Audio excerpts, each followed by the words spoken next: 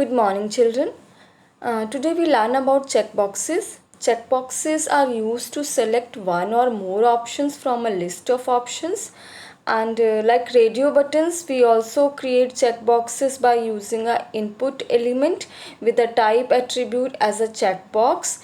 And for example, if you want to create a checkbox, we can write input type equals to checkbox, then name, whatever name you want to give to a checkbox, give them.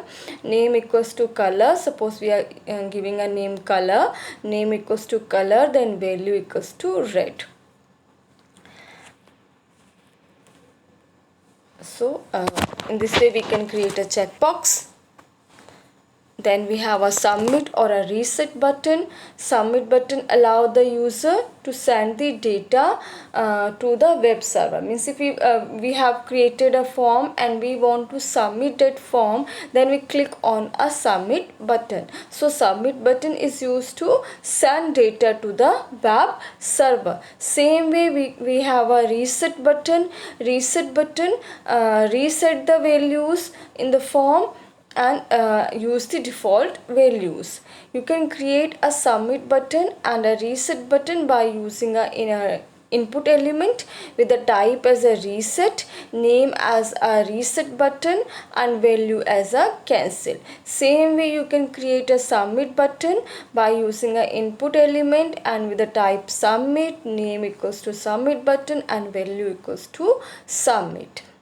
Then when you run this program, you get two buttons. First is a cancel button and second is a submit button. When you click on a submit button, your data will be submitted on the web server, and if you click on a cancel button, then you can reset your forms.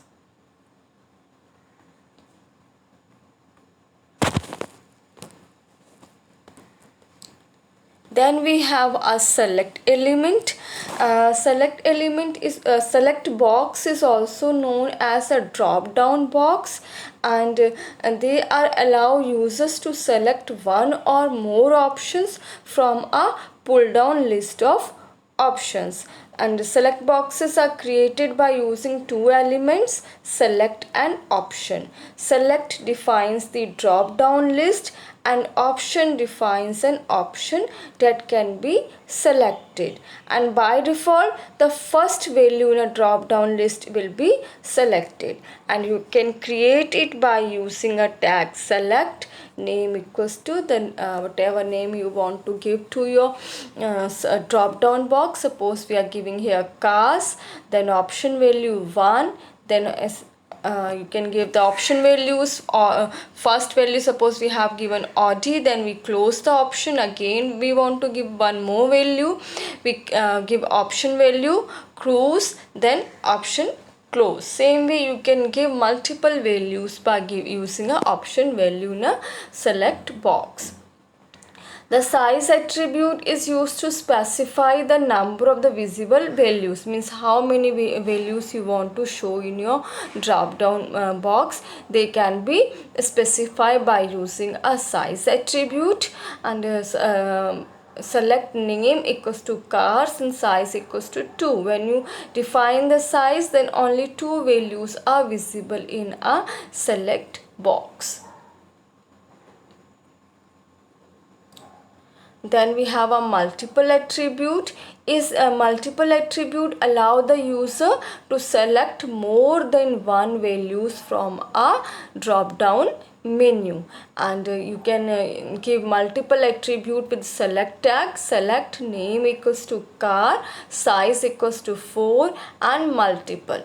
Then when you have defined multiple as a value in a select box, select tag, then you can choose multiple options.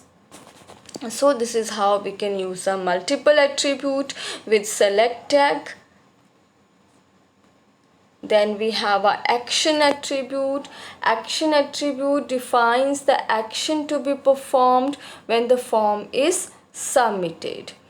When we submit data on the web page, the server when the user clicks on the submit button, the data will be submitted on the web server. So this is the action. So when you click on a button, it shows that your data is submitted on the server. In the example given below, the form data is sent to a page on the server called /myaction_page.com. This page contains server-side script that handles the data. If the action attribute is omitted, the action is set to the current page. Then we have a method attribute.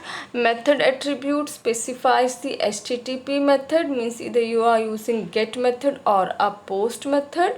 Get method is used to get the data from the server, means if you want to fill a form.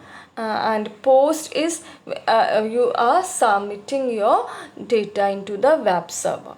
So there are two actions we perform. First is a get and second is a post. For example, form action equals to the page from where you are getting downloading your data. The address of that page equals method equals to get. Same way you can get the post data also. The get is used when the data the submitted form data will be visible in the page address field. If you use the get method, the result of your form will appear in the URL box in the top of the browser, separated by and. The post method passes the information back by another method which does not show on the URL. Post methods can be used to send large amount of data.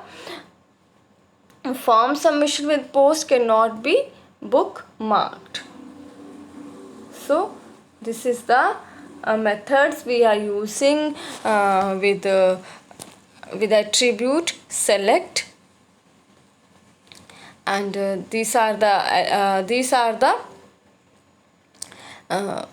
form stacks and form elements which we use to create a form. Thank you.